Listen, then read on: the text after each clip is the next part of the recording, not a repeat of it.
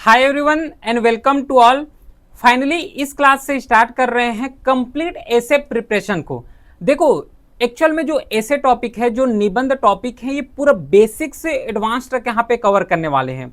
और ऐसा नहीं होगा कि केवल एक ही चैप्टर में पूरे टॉपिक को यहाँ पे कवर कर ले, ऐसा नहीं कवर करने वाले, क्योंकि ये हमें भी पता है और सबको पता है कि एक्चुअल में जो ऐसे टॉपिक है थोड़ा सा ब्रॉड कॉन्सेप्ट है। ये जो ऐसे हैं एक्चुअल में कॉन्सेप्चुअल डिमांड करते हैं।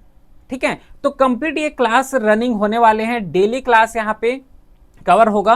बाकी जो है इंडियन ज्योग्राफी का क्लास ऑलरेडी रनिंग में है। प्लस देखो, जिसका भी इंग्लिश जो है वीक है तो टेलीग्राम चैनल में दो यहाँ पे अपडेट्स समझ लो यहाँ पे, कि पहला जो है इंग्लिश बूस्टर और दूसरा जो है कॉम्प्रिहेंशंस का डेली जो है क्लास में अपलोड हो जाता है, जो कि द हिंदू हो गया है ना, इंडियन एक्सप्रेस हो गया, वहां से पिकअप कर रहे हैं, जो कि बहुत ज़्यादा यूजफुल होगा mains exam point of view से और इंग्लिश पॉइंट ऑफ व्यू से। तो वो थोड़ा सा इन्फॉर्मेशन अपडेट देना था। बाकी फाइनली आज से स्टार्ट कर रहे हैं कंप्लीट ऐसे प्रिपरेशन को, बेसिक टू एडवांस कवर करने वाले हैं, सिलेबस कवर करेंगे, फॉर्मेट कवर करेंगे और एक्चुअल में किस तरीके से जो है इसको प्रिपेयर कर सकते हो ऐसे टॉपिक को। Got it. तो हर एक पॉइंट को यहाँ पे डिस्कस करेंगे। Welcome to all of you with first classes के साथ। Without wasting any time let's start with the first lecture, first concept के साथ। देखो, सबसे पहले जो ऐसे का पोर्शन देखोगे तो जो स्पेशली जो ऐसे हैं, और ऐसे में स्पेशली अगर मेंस पॉइंट ऑफ व्यू से अगर देखोगे, CGPSC mains point of view से, तो अभी जो है 22 फरवरी 2020 जो 5 का है ना, 26 में एग्जाम हुआ है 22 फरवरी को। तो जिसके बाद जो है मेंस का प्रिपरेशन कर रहे हो तो उसके लिए ये हेल्पफुल होगा, या फिर जो भी स्टूडेंट 2026 का एग्जाम का प्रिपरेशन कर रहे हैं उनके लिए भी ये बहुत ज़्यादा यूजफुल होने वाले हैं। ये वाला सीरीज डिटेल में कवर करने वाले हैं, गारंटी है अगर अच्छे तरीके से इसको फॉलो कर लेते हो तो कोई भी क्वेरी यहाँ पे नहीं होगा। ठीक है, बाकी एक पर्सनल व्हाट्सएप नंबर भी डिज़ाइन किए गए हैं, तो वहाँ पे ड्यूरिंग प्रिपरेशन अगर कोई भी क्वेरी हो तो वहाँ पे भी व्हाट्सअप कर सकते हो, वहाँ पे भी रिप्लाई मिल जाएगा, है ना। चाहे कोई भी डाउट हो, चाहे कोई भी क्वेरी हो, या फिर किस तरीके से गाइडेंस है, किस तरीके से प्रिपरेशन कर सकते हैं, चाहे प्रीलिम्स हो, चाहे मेंस हो, चाहे इंटरव्यू हो। मेंस में देखो यहाँ पे पेपर 1 जो होता है वो तो लैंग्वेज का पेपर होता है, और इसमें जो पेपर 2 होते हैं, ठीक है, अब ये जो पेपर 2 होते हैं पूरे ऐसे का ही यहाँ पे होते हैं, ऐसे का ही प्रिपरेशन होते हैं, और ऐसे इससे ही यहाँ पे क्वेश्चन पूछे जाते हैं। आगे जो है अभी सिलेबस भी कवर करेंगे, उसका फॉर्मेट भी जो है, पूरे क्लास अभी रनिंग होने वाले हैं, अभी तो जस्ट स्टार्ट हुआ है। तो जो पेपर 2 होते हैं, पेपर 2 पूरा ऐसे का होता है, जिसमें से 2 पार्ट होते हैं। ठीक है, ये जो ऐसे होते हैं जब आंसर राइटिंग करोगे तो इसमें 2 पार्ट हमें देखने को मिलेगा। एक होता है पहला पार्ट और सेकेंड जो है वो सेकेंड पार्ट है। ठीक है, 2 पार्ट होते हैं। पहला जो पार्ट होता है इसमें से जो नेशनल इशू हो गया, नेशनल हो गया, यहाँ से क्वेश्चन आते हैं। जो सेकेंड पार्ट होते हैं वो केवल जो छत्तीसगढ़ स्पेसिफिक होते हैं वहां से क्वेश्चन आते हैं। ठीक है, ये जो नेशनल वाले होते हैं, जो पार्ट 1 होते हैं, ये जो पार्ट 1 है टोटल यहाँ पे 4 ऐसे दिए रहते हैं। इन 4 ऐसे में केवल 2 ही ऐसे को अटेम्प्ट करना होता है। सेम जो सीजी लेवल में जाओगे, छत्तीसगढ़ लेवल में जाए तो यहाँ पे भी 4 ही ऐसे दिए जाते हैं। इस 4 ऐसे में जो है 2 ही ऐसे हमें यहाँ पे पॉइंट आउट करना होता है, 2 ऐसे को लिखना है। तो यहाँ पे नेशनल लेवल में 2 ऐसे लिखोगे और छत्तीसगढ़ लेवल में 2 ऐसे लिखोगे, तो टोटल यहाँ पे 4 ऐसे यहाँ पे लिखना होता है। एक ऐसे लिखोगे तो इसके लिए 50 मार्क्स दिए जाते हैं। तो इस तरीके से टोटल ये जो पेपर होता है वो 200 मार्क्स का हो जाता है। 200 मार्क्स का यहाँ पे पेपर लिखना पड़ता है। ठीक है, ये चीज समझ आ गया कि नेशनल लेवल होता है, एक छत्तीसगढ़ लेवल होते हैं, और टोटल यहाँ पे 4 ऐसे दिए जाते हैं। दोनों पोर्शन में ही 4 ऐसे दिए जाते हैं, जिसमें से केवल 2 ऐसे को लिखना होता है। ठीक है, पहला जो नेशनल वाले होते हैं इसमें 4 ऐसे आएगा तो इसमें 2 ऐसे लिखोगे, फिर यहाँ पे 4 ऐसे आएगा तो इसमें 2 ऐसे लिखोगे, तो टोटल यहाँ पे 4 ऐसे लिखना होता है दोनों पोर्शन मिला के। क्लियर है, तो 15 मार्क्स का एक होता है, तो 4 ऐसे लिखोगे तो 200 मार्क्स का यहाँ पे हो जाएगा। ठीक है, टाइम यहाँ पे दिए जाते हैं 3 आवर्स का। ये तो नॉर्मली हो गया कि एक बेसिक्स हो गया, बेसिक्स सबको पता होता है। टू द पॉइंट यहाँ पे बात कर रहे हैं, सीधी सी बात। अब यहाँ पे देखते हैं कि इसका सिलेबस क्या है एक्चुअल में। ठीक है, लिखना क्या है यहाँ पे, अल्टीमेटली क्या नहीं लिखना है या फिर क्या नहीं पढ़ना है, अगर इसको जानना है, ठीक है, और क्या पढ़ना है इसको अगर जानना है, तो सबसे बेस्ट गाइडिंग यहाँ पे फैक्टर होता है वो है सिलेबस। क्योंकि ऐसे ऐसा टॉपिक है जहां से अच्छे तरीके से मार्क्स स्कोर किए जा सकते हैं। इजी टॉपिक है ना, अच्छे तरीके से। क्योंकि देखो एक्चुअल में ऐसे का अगर थोड़ा सा मैं फिलोसॉफिकल अगर थिंग्स बताऊं, इसमें ऐसे इंडिविजुअली लेवल में लिखे जाते हैं। अगर कोई स्टूडेंट जो है जियोग्राफी पढ़े हुए हैं, अगर जियोग्राफी से क्वेश्चन लिखेंगे, आंसर करेंगे, तो मोस्ट प्रोबेबली बिल्कुल सेम ही पैटर्न होगा। इस चीज को समझना बहुत इंपॉर्टेंट पॉइंट है।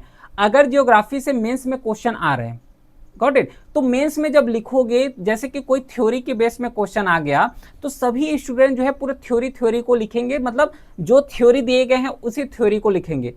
तो आंसर यहाँ पे मोर और लेस पूरा सिमिलर होते हैं। लेकिन एक ऐसा पोर्शन होता है जो कि एसे का पोर्शन है, और ये सिलेक्शन और स्पेशली मेरिट लाने में बहुत ज़्यादा यूजफुल होते हैं। जितना ज़्यादा मेरिट देखे होंगे, है ना, मोस्टली स्टूडेंट का या फिर जो टॉपर्स रहे होंगे, मार्क्स सबसे ज़्यादा जो फेच करते यहाँ से फेच कर सकते हैं। और यहाँ से एक इम्पॉर्टेंट पॉइंट होता है ये ऐसे पोर्शन, जहाँ से अच्छा खासा यहाँ पे मार्क्स भी स्कोर किया जा सकते हैं। क्योंकि ऐसे ही बस एक ऐसा पोर्शन है जहाँ पे सबका व्यू, सबका जो लिखने का तरीका, सबका जो व्यू पॉइंट है पूरा डिफरेंट देखने को मिलेगा।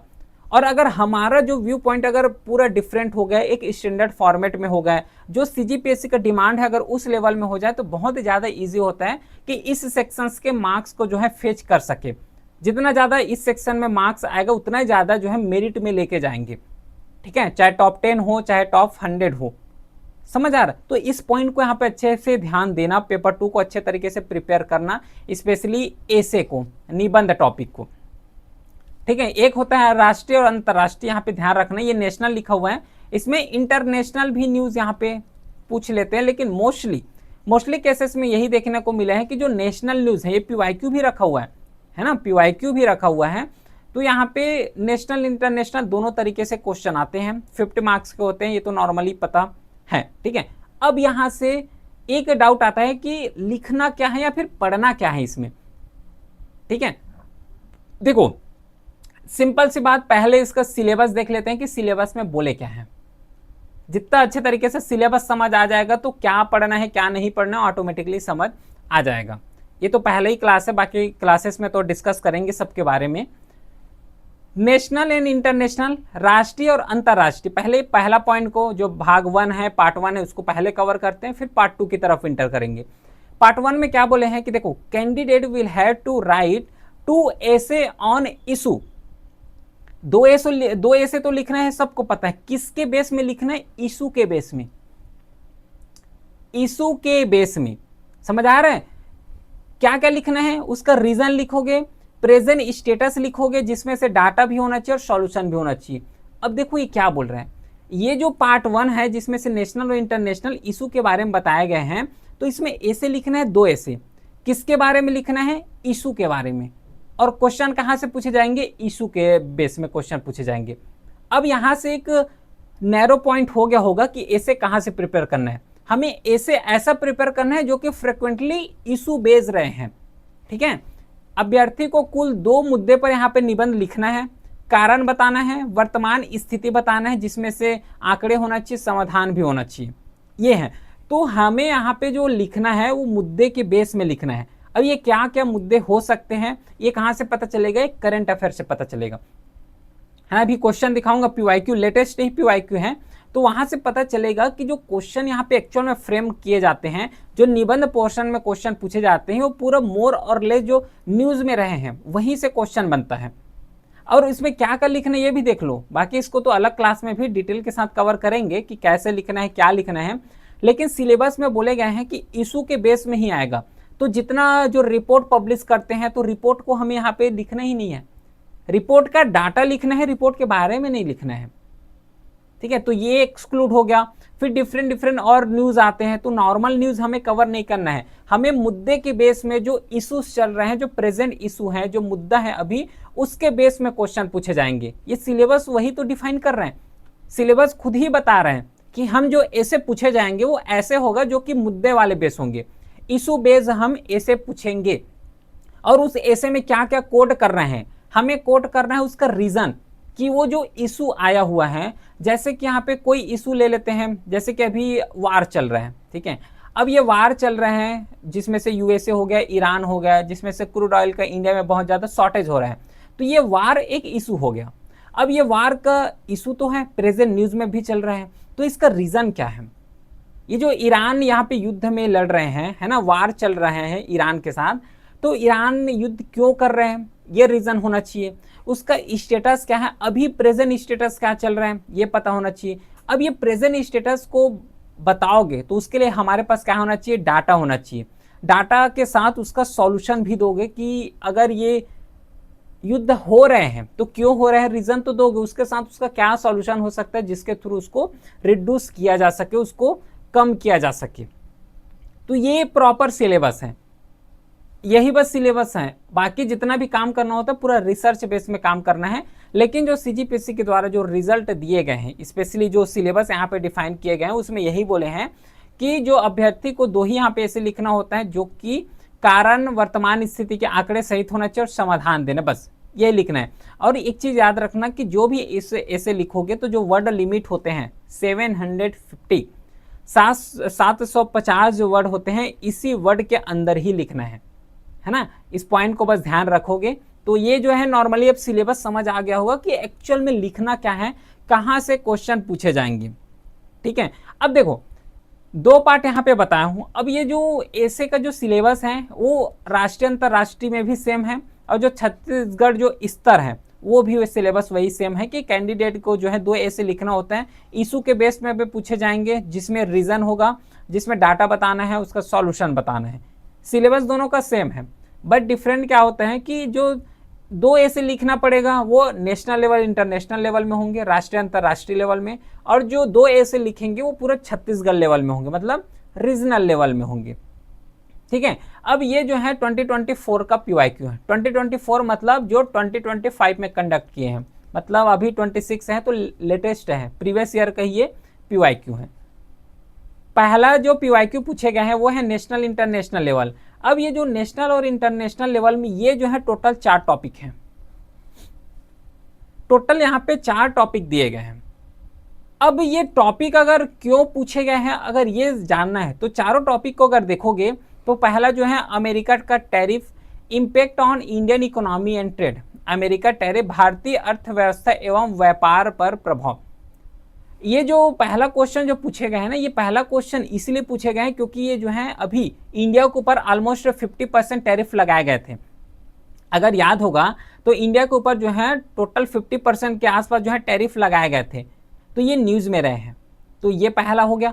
अब इसको देखोगे तो पूरा इशू बेस है, ये जो क्वेश्चन देखोगे ये पूरा इशू बेस हमें देखने को मिल रहे हैं। ये वाला ऐसे जो पूछे गए हैं, है ना, इम्पैक्ट ऑन इंडियन इकोनॉमी, भारतीय जो अर्थव्यवस्था है और जो व्यापार है उसमें प्रभाव, मतलब ये मुद्दे वाले क्वेश्चन पूछ रहे हैं।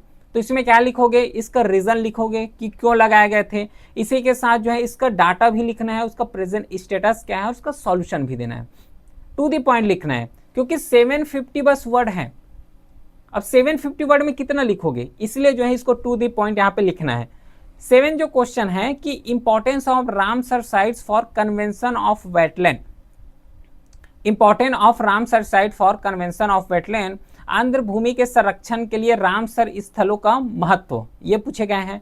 फिर भारत में सांस्कृतिक प्रदूषण, कल्चरल पॉल्यूशन इन इंडिया, ये पूछे हैं। फिर फोर्थ जो है वो है global warming and sustainable development.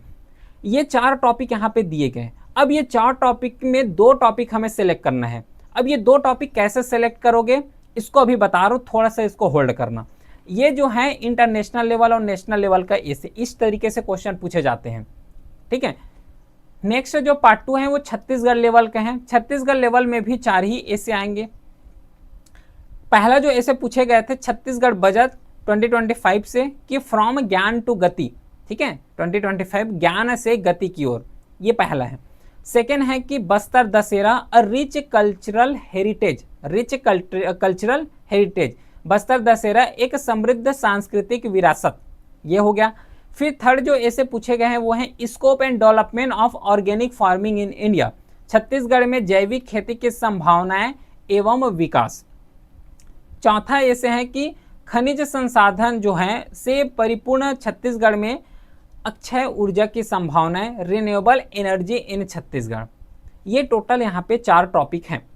जिस तरीके से नेशनल में पूछे गए हैं उसी तरीके से जो है छत्तीसगढ़ लेवल में भी पूछे गए हैं। अब एक डाउट आएगा कि जिसे अभी बोला था कि होल्ड करो, होल्ड मतलब यहाँ पे वही बताया था कि कैसे जो है टॉपिक को यहाँ पे चूज करना है, कैसे प्रिपरेशन करना है, हर चीज पॉइंट बताऊंगा, है ना, थोड़ा सा बस पेशेंस रखना। कैसे अगर ये टॉपिक आ गए, है ना, एग्जाम हॉल में बैठे हो, ये टॉपिक आ गए, अब हमारा पारी है कि ये जो 4 टॉपिक दिया हुआ है, इन 4 टॉपिक में से 2 टॉपिक को हमें चूज करना है। तो जब भी चूज करो, 2 टॉपिक को यहाँ पे लिखने के लिए तैयार करो, तो पहले बात माइंड में ये बैठा लो कि इनमें से जो 4 टॉपिक लिखा हुआ है, इन 4 टॉपिक में से कौन सा ऐसा टॉपिक है जो कि अच्छे तरीके से हमें पता है। ये सुनने में नॉर्मल लग रहा होगा और ऐसा भी लग रहा होगा कि ये बातें तो सब बोलते हैं, लेकिन नहीं, ये टॉपिक यहाँ पे सिलेक्ट तो करोगे, लेकिन कर लोगे कोई दिक्कत नहीं है। लेकिन एक चीज बस ध्यान रखना कि अगर मैं मान लो पहला एसे को पिकअप कर रहा हूं, अमेरिका जो टैरिफ लगाया है इंडिया में, इसको अगर मैं पिकअप कर रहा हूं, तो पहले माइंड में ये सोचना कि हमें इसके बारे में पता है कि नहीं पता है, पता है कि नहीं पता है। इसमें भी ये डिफरेंस है कि पता तो है, लेकिन क्या हमें इसके बारे में डाटा पता है, क्या अगर इससे रिलेटेड कोई स्कीम्स लाए गए हैं, स्कीम्स पता है, इससे रिलेटेड क्या कोई जजमेंट है तो क्या हमें जजमेंट पता है। समझ पा रहे हो, ये सब चीज बहुत ज्यादा यूजफुल है। हमें देखो अमेरिका के बारे में सबको पता है, जो प्रिपरेशन नहीं कर रहे हैं उसको भी पता है कि अमेरिका क्या है, क्यों टैरिफ लगाए हैं, है ना, जो नॉर्मली जो न्यूज़पेपर पढ़ते हैं उसको भी पता है, जो प्रिपरेशन नहीं कर रहे हैं उसको भी इसके बारे में पता है अमेरिका टैरिफ क्यों लगा है। लेकिन हमें क्या एक्चुअल में उसका डाटा पता है, क्या एक्चुअल में अगर कोई स्कीम्स लाए गए हैं जिससे इंडियन इकोनॉमी को मजबूत कर सके वो पता है, क्या जजमेंट लाए गए थे तो क्या जजमेंट हमें पता है, ये हमें पता होना चाहिए। अमेरिका के बारे में सबको पता है, लेकिन जो हमें लिखना है, जो हमें पॉइंट चाहिए वो क्या पता है ना, डाटा हो गया, स्कीम्स हो गया, जजमेंट हो गया, ये पता है, तब इस टॉपिक को यहाँ पे पिकअप करना। क्योंकि ये टॉपिक को एक स्टूडेंट भी जानता है और ये टॉपिक जो नॉर्मल न्यूज़पेपर पढ़ते वो लोग भी जानते हैं। तो हमें डिफरेंस क्या चाहिए, डिफरेंस यही चाहिए कि हमारे पास डाटा हो, कोड कर सको, एक प्रॉपर स्ट्रक्चर हो। अब जैसे कि मान लो कल्चरल पॉल्यूशन आ रहा है, भारत में सांस्कृतिक प्रदूषण। अब ये भारत में सांस्कृतिक प्रदूषण से यहाँ पे अगर देखोगे तो वही चीज है कि कैसे पिकअप करना है अगर ये सब कुछ पता हो। क्योंकि मैं इसलिए नहीं बोल रहा हूँ इन सब चीज को कि सिलेबस में लिखे गए हैं, सिलेबस में जो है यही लिखा हुआ है कि हमें जो यहाँ पे लिखना है इशू के बेस में, प्लस उसी के साथ उसका रीजन देना है और प्रेजेंट स्टेटस देना है, जिसमें से डाटा हो और उसी के साथ सॉल्यूशन देना है। ठीक है, तो इसी तरीके से जो है प्रॉपर वे में ऐसे को पिकअप करना है। रैंडमली जो है हमें पता है, नॉर्मली जो है इसके बारे में हमें पता है तो इसको लिख देते हैं, नहीं, लिखना तो है लेकिन उसका बेसिस हमें पता होना चाहिए, चाहे वो डाटा के फॉर्म में हो, चाहे स्कीम्स के फॉर्म में हो, चाहे जजमेंट के फॉर्म में हो। ठीक है, तो आई होप आज जो है ये समझ आ गया होगा कि किस तरीके से जो है एक्चुअल में ऐसे को यहाँ पे फाइंड आउट करना है। तो एक ऐसे का पूरा इंट्रोडक्शन देख लिए कि किस तरीके से ऐसे पूछे जाते हैं, है ना, सिलेबस भी देखे हैं, उसी के साथ ये 2024 का PYQ के थ्रू एनालिसिस भी किए हैं। एक चीज और याद रखना, यहाँ पे जो ऐसे होता है इसको हिंदी या फिर इंग्लिश दोनों में लिख सकते हो, जिस तरीके से मीडियम ऑप्ट किए होंगे तो उसी के अनुसार यहाँ पे कवर कर सकते हैं। बाकी जो कल के क्लास हैं, कल के क्लास जो कि सेकेंड क्लास हो गए, ये जो सेकेंड क्लास है जिसमें से पूरा ऐसे का स्ट्रक्चर यहाँ पे डिस्कस कर लेंगे कि एक्चुअल में ऐसे के स्ट्रक्चर क्या होते हैं और उस ऐसे में लिखना क्या क्या पड़ता है।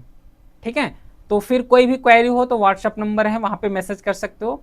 टेलीग्राम चैनल में PDF प्लस नोटिफिकेशन जो अपलोड हो जाते हैं तो एक बार चेकआउट कर सकते हो, लिंक डिस्क्रिप्शन में दिया हुआ है। फिर मिलते हैं नेक्स्ट क्लास में, तब तक के लिए thank you, well done, have a great day.